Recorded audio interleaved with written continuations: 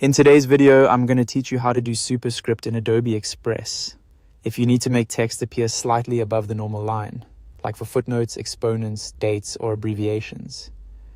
Adobe Express makes that very simple. I'll walk you through exactly where to find the option and how to apply it so your text looks clean and professional. To get started, open your project in Adobe Express. This can be a design you're already working on or a new project where you want to format text. Once your project is open, go to the text area you want to edit. Next, either add your text if it's not already on the page, or select the existing text you want to change. If the text is already there, highlight the specific character or part of the text that should become Superscript. This is important because Superscript usually applies only to certain letters or numbers, not the entire sentence. For example, if you're typing something like x squared or a reference number, you'll usually only want that one character selected. After your text is selected, look over to the left panel. In that panel, find the More button and click it. This will open a smaller set of text formatting options. At the top of that small panel, you'll see the Superscript button.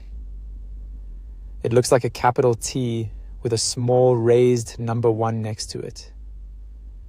Click that Superscript option to apply the formatting.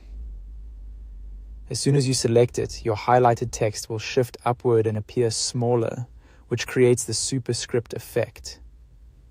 This is the standard formatting style used for things like mathematical expressions, ordinal indicators, and reference marks.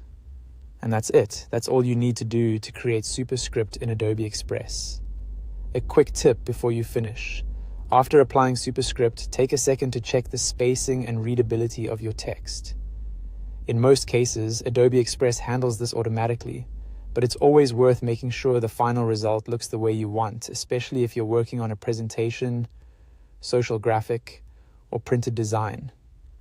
So to recap, open your Adobe Express project, add or highlight the text you want to edit, go to the left panel, click More, and then choose the Superscript button from the top of that menu.